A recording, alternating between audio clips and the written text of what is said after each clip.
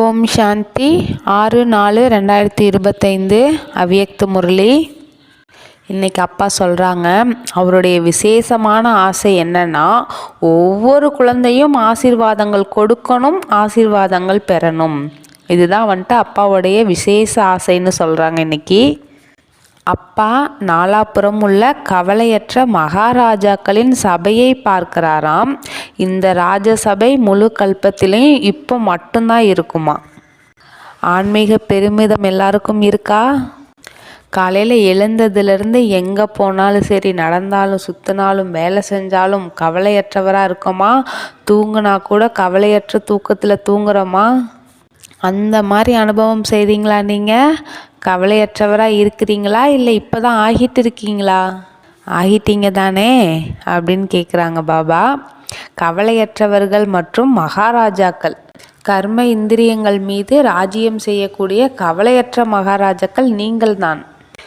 அனைவரின் தலை மீதும் தூய்மையின் ஒளி கிரீடம் தானாகவே ஜொலிக்குது.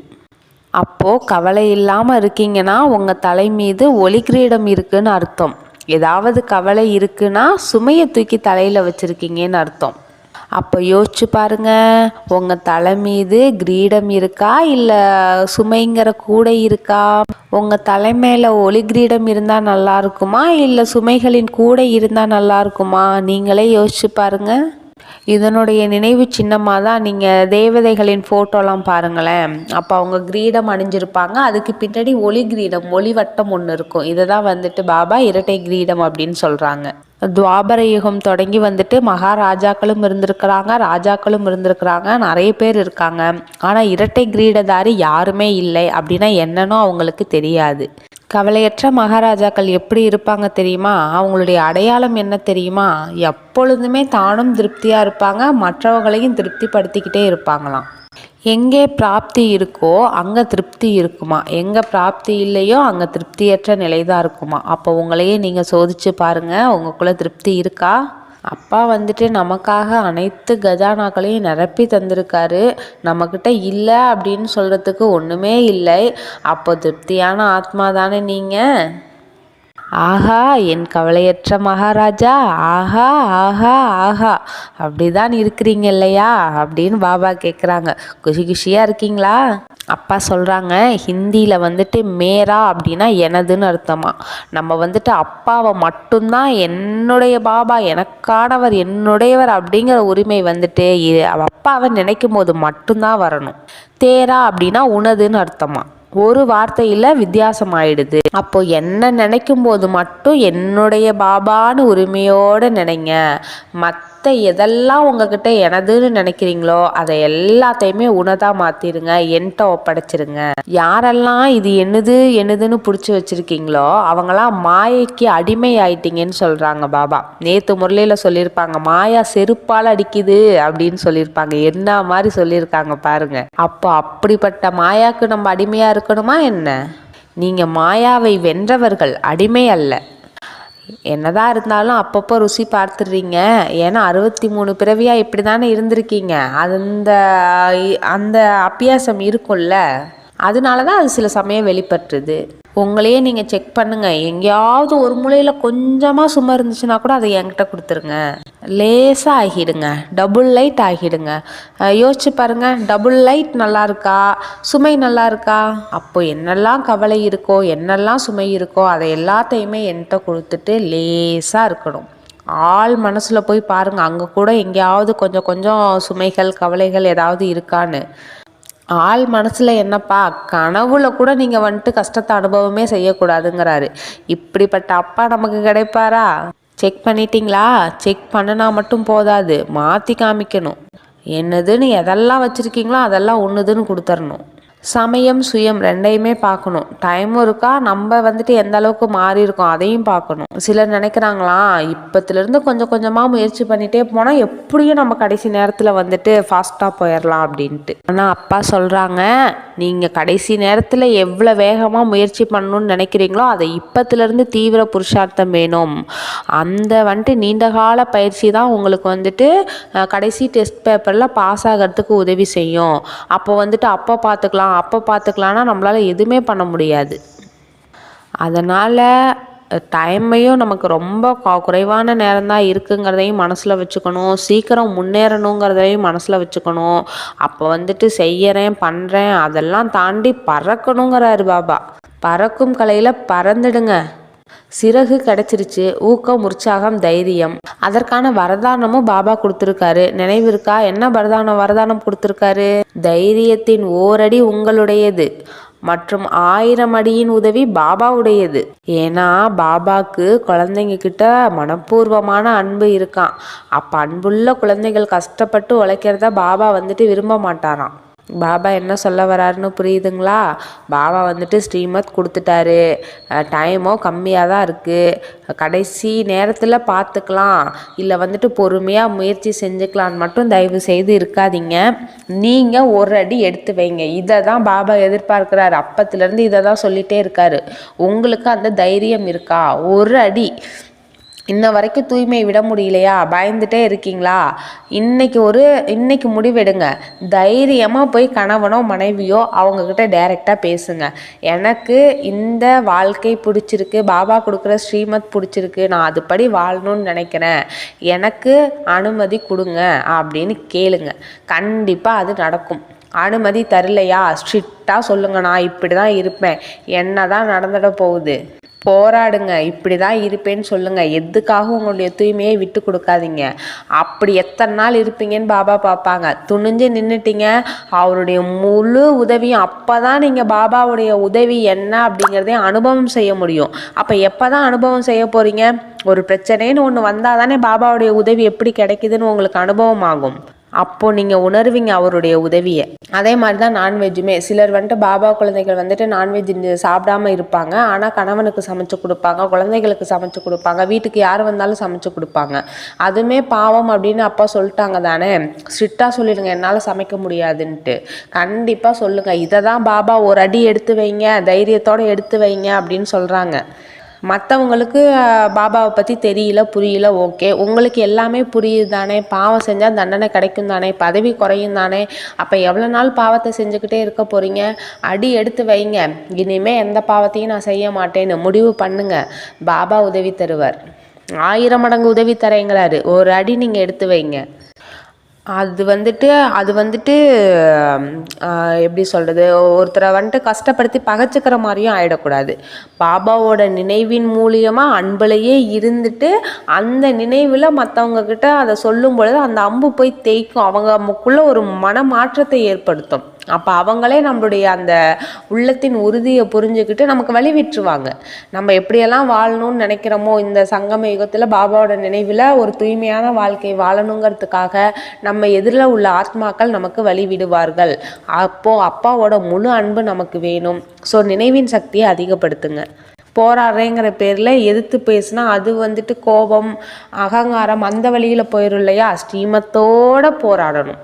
பாபா வந்துட்டு அவருடைய அன்புக்காக குழந்தைகளை வந்துட்டு 3 சிம்மாசனங்களுக்கு வந்துட்டு எஜமானி ஆக்கிட்டாராம். ஒன்று பார்த்திங்கன்னா நம்ம வந்துட்டு இப்போ இந்த உடல்ங்கிற ஆத்மா அப்படின்ட்டு உட்காந்துருக்கோம் சிம்மாசனத்தில். அடுத்து பார்த்திங்கன்னா பாபாவுடைய மனசுங்கிற சிம்மாசனத்தில் உட்காந்துருக்கோம். அடுத்து சத்தியுகத்தில் ராஜா அப்படிங்கிற சிம்மாசனத்தில் உட்கார போகிறோம் இல்லையா? இந்த 3 சிம்மாசனத்தை வந்துட்டு பாபா பார்க்குறாங்களாமா. இந்த 3 சிம்மாசனத்துலேயும் உட்கார வச்சு அழகு பார்த்துட்டு இருக்காராம் பாபா. நம்மளோட குழந்தைகளை பார்க்கும் பொழுதே பாபாவுக்கு இந்த 3 சிம்மாசனம் மட்டும்தான் தெரியுமா. அப்போ நம்ம பாபாவை பார்க்கும் பொழுது எந்த கண்ணோட்டத்தில் பார்க்கணும்? அவர் நம்ம மேலே எவ்வளோ பாசம் வச்சுருக்காரு, அன்பு வச்சுருக்காரு. நமக்கு இந்த உடலுங்கிற சிம்மாசனம் 5000 வருடம் முழு கல்பத்துலேயுமே ஒவ்வொரு உடல் நம்ம எடுக்க தான் போகிறோம். அங்கே ஆத்மானு வீட்டிருக்க தான் போகிறோம். ராஜாங்கிற சிம்மாசனமும் சத்தியுகமும் திரேதாயுகமும் 2500 வருஷம் கிடைக்கும்.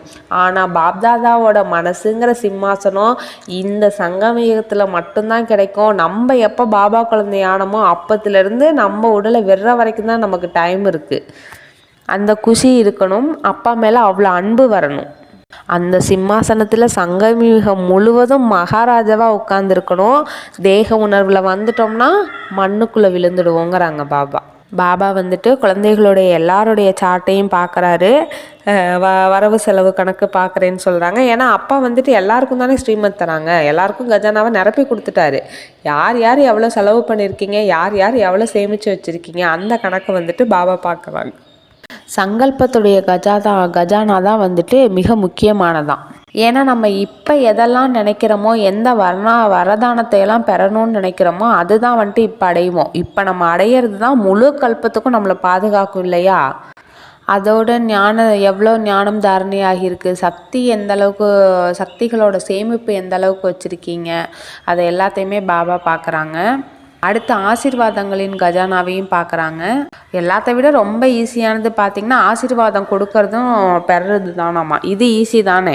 சுகம் கொடுங்கள் சுகம் பெறுங்கள், ஆசீர்வாதம் கொடுங்கள் ஆசீர்வாதம் பெறுங்கள், துக்கத்தை ஒரு சமயம் கூட கொடுக்காதீங்க. இது வந்துட்டு நார்மலாகவே வருதா? யாரை பார்த்தாலும் எல்லாரும் நல்லா இருக்கணும் அப்படிங்கிறது இயல்பாகவே வருதா? யாருக்கெல்லாம் இயல்பாகவே ஆசீர்வாதம் கொடுக்க வருதோ அவங்களாம் கை உயர்த்துங்க அப்படின்னு பாபா சொல்கிறாங்க. எல்லாருமே கை உயர்த்துறாங்க. நல்லது. ஆசீர்வாதம் கொடுத்தா வாங்கிக்க மட்டும்தான் நல்லா இருக்குன்னு சொல்கிறீங்களா? அதுவும் நல்லது தான். அதோடு சேர்ந்து ஆசீர்வாதம் கொடுக்க செஞ்சிங்கன்னா ரொம்ப ரொம்ப நல்லது. அடுத்து அப்பா கேட்குறாங்க, யாராவது நீங்கள் அமைதியாக இருக்கீங்க, உங்களுக்கு யாராவது சாபம் கொடுக்குறாங்க, அப்போ என்ன பண்ணுவீங்க? அப்போ அதை ஏற்றுக்கிட்டிங்கன்னா உங்கள்கிட்ட தூய்மை இல்லைன்னு அர்த்தம், உங்களுக்கு தான் நஷ்டமாகிடும். இது எப்படின்னா ஓப்பனாக நினச்சோம்னா நம்ம வந்துட்டு யார் என்ன கெடுதல் திட்டினாலும் சரி, நமக்கு துக்கம் கொடுத்தாலும் சரி, சாபம் கொடுத்தாலும் சரி, என்ன வேணாலும் பண்ணட்டுமே. அப்போ உங்களுக்கு என்ன தெரியுமா நினைவு வரணும்? அவருங்க கையில் வந்துட்டு ஒரு அழுகி போன ஒரு பொருள், வேஸ்டான ஒரு பொருள், ஒரு குப்பையில் போடக்கூடிய ஒரு பொருள் இருக்கிறதா தான் நம்ம அனுபவம் செய்யணும். அப்போது அது வந்து ஸ்தூலமாக நமக்கு தெரியவும் நம்ம பார்த்துறோம். ஒருத்தவங்க வந்துட்டு நம்ம வீட்டுக்கு வராங்க, ஒரு அழுகிய ஒரு மாம்பழத்தை கொண்டு வந்து நம்மக்கிட்ட தராங்க, அதில் புழுவெல்லாம் பூத்துருக்குன்னா நம்ம என்ன சொல்லுவோம்? அவங்க முன்னாடியே வாங்கி வீசிடுவோம் இல்லையா? இல்லை அவங்க போனதுக்கப்புறம்னாவது கண்டிப்பாக வாங்கி வீசிடுவோம். நம்ம கண்டிப்பாக அதை சாப்பிட மாட்டோம். ஏன்னா அது ஸ்தூலமாக நமக்கு தெரியுது, அது வேஸ்ட்டு, அதில் புழு இருக்குது, அதை சாப்பிட முடியாதுன்ட்டு. அதே மாதிரி தான் ஒருத்தர் கொடுக்குற கோபம், சாபம் எல்லாமே அப்படி தான். அது கெட்ட பொருள், அதையே உள்ளுக்குள்ளே எடுக்கிறீங்க. ஒருத்தவங்க வந்துட்டு சாப்பிடவே முடியாத ஒரு வீணாக போன பொருளை கொண்டு வந்து கொடுத்தா எப்படி அது வேஸ்ட்டுன்னு நம்ம கண்டுபிடிச்சி வீசிடுறோமோ, அதே மாதிரியே கோபம், சாபம் யார் என்ன கொடுத்தாலும் அது வேஸ்ட்டு அப்படின்னு அதை தூக்கி வெளியில் வச்சுட்டு அவங்களுக்கும் ஆசீர்வாதத்தை கொடுக்கணும். என்ன நடந்தாலும் சரி, தைரியத்தை மட்டும் விடவே கூடாது. திட சங்கல்பம் இருக்கணும். அவங்க எவ்வளோ பெரிய சாபம் வேணாலும் கொடுக்கட்டுமே, அதை விட 10 மடங்கு நீங்கள் ஆசீர்வாதம் கொடுங்க. உங்களுடைய மனசு அமைதியாயிடும், அந்த சாபத்தின் தாக்கமும் போயிடும். யாராவது உங்களை கஷ்டம் கொடுக்குறாங்க, கோபப்படுத்துகிறாங்க, துக்கம் கொடுக்குறாங்க, அவங்க நினைவு வருதுன்னா அவங்கள நினச்சிங்கன்னா கண்டிப்பாக அந்த கோபம், அந்த தன்மை தான் நமக்கு ஞாபகத்துக்கு வரும். அப்போ அப்பா சொல்கிறாங்க, உடனே அவங்கள நினச்சி அவங்க நல்லா இருக்கணும் நல்லா இருக்கணும் நல்லா இருக்கணும் நல்லா இருக்கணும்னு அந்த எண்ணம் போகிற வரைக்கும் நினச்சிட்டே இருங்களேன். ஒரு அளவுக்கு மேலே அப்படியே மனசு லேசாயிடும். அந்த நிலைக்கு கொண்டு வாங்கன்னு சொல்கிறாங்க பாபா. ஸோ ஆசீர்வாதங்கிற கஜானாவை சேமிக்கிறது ரொம்ப ஈஸி. அதனால எப்போ யாரை பார்க்கறதுக்கான வாய்ப்பு கிடைச்சாலும் ஆசீர்வாதம் கொடுங்க. தானாகவே உங்களுடைய கஜானாவில் ஆசீர்வாதம் சேமிப்பாகிக்கிட்டே இருக்கும். எப்போ நீங்கள் பூஜைக்குரியவராக ஆகுறீங்களோ அப்போ தான் வந்துட்டு ஆசீர்வாதங்களை மற்றவங்களுக்கு ஆசீர்வாதங்கள் கொடுக்க முடியும். இப்போ மட்டும் இல்லை, இப்பயும் ஆசீர்வாதம் கொடுக்குறீங்க. அடுத்து துவாபர யுகம் தொடங்கி கலியுகம் முடிகிற வரைக்கும் பக்தர்களுக்கு ஆசீர்வாதம் கொடுக்கணும். அந்த அளவுக்கு கஜானாவில் ஆசீர்வாதங்களை ஸ்டாக் வைக்கணும்னு சொல்கிறாங்க பாபா. ராஜா குழந்தைகள் இல்லையா நீங்கள்? எவ்வளோ அழகாக சொல்கிறாங்க பாருங்க பாபா. ஒவ்வொரு குழந்தையும் ராஜா குழந்தையாக பார்க்குறாங்க. பாபா கேட்குறாங்க, யார் யார் முதல்ல மதுபன் வந்திருக்கீங்க, கை உயர்த்துங்கன்னு சொல்கிறாங்க. எப்போவுமே வந்துட்டு பாப்தாதாவுக்கு அந்த புது குழந்தைகள் மேலே ரொம்ப பாசம் இருக்குமா, அளவுக்கு அதிகமான அன்பு இருக்குமா. அதாவது ஒரு மரம் இருக்குன்னா அதில் வந்துட்டு சின்ன சின்ன இலைகள் வரும்பொழுது அதில் உள்ள குருவிகளுக்கெல்லாம் ரொம்ப மகிழ்ச்சியாக இருக்குமா. அது மாதிரி வந்துட்டு புது குழந்தைகள்லாம் பார்த்தா வந்துட்டு மாயாவும் ரொம்ப குசியாயிடுதான். ஏன்னா புது குழந்தைகளை ஈஸியாக வீழ்த்திடலாம் இல்லையா? ஒரு டைம் நம்ம சேவை செய்யும் பொழுதோ இல்லை மதுபனுக்கு போயிட்டே வரும் பொழுதோ அப்போ அந்த குசி இருக்கும் புது குழந்தைகளுக்கு. பட் மாயா வந்துச்சுன்னா, ஏதோ ஒரு ஈர்ப்பு வந்துச்சுன்னா உடனே குழந்தைங்க விழுந்துடுவாங்க. அதனால மாயாவுக்கு வந்துட்டு அந்த குழந்தைங்க மேலே அளவுக்கு அதிகமான பிரியம் இருக்குமா. ஸோ புது குழந்தைங்க ரொம்ப கவனமாக இருக்கணும். சின்ன சின்ன விஷயத்தில் கூட தினம் தினம் தினம் நம்மளுடைய புதுமையை சோதிச்சுக்கிட்டே இருந்து முன்னேற்றத்தை கொண்டு வந்துக்கிட்டே இருக்கணுமா. அப்போ புது குழந்தைங்க வந்துட்டு தினம் தினம் புதுமையை சோதிச்சுக்கிட்டு விசேஷ குணத்தை செக் பண்ணிக்கிட்டு சக்தியை என்னென்ன சக்தி தாரணையாக இருக்குது, என்னென்ன குணம் தாரணையாக இருக்குது அப்படின்லாம் செக் பண்ணிக்கிட்டு பரிபக்குவமாக இருந்தீங்கன்னா ரொம்ப பாதுகாப்பாக இருப்போமா. அப்பாவோடைய அன்புலையே அவங்களுக்கு அமரராக இருப்பீங்க. அப்படி இருக்கணும், நீங்கள் அமர பதவி பெற வேண்டும் அப்படின்னு சொல்கிறாங்க. ஸோ அன்பான முரளி கொடுத்த பாப்தாதாவுக்கு காலை வணக்கம். ஓம் சாந்தி. நன்றி.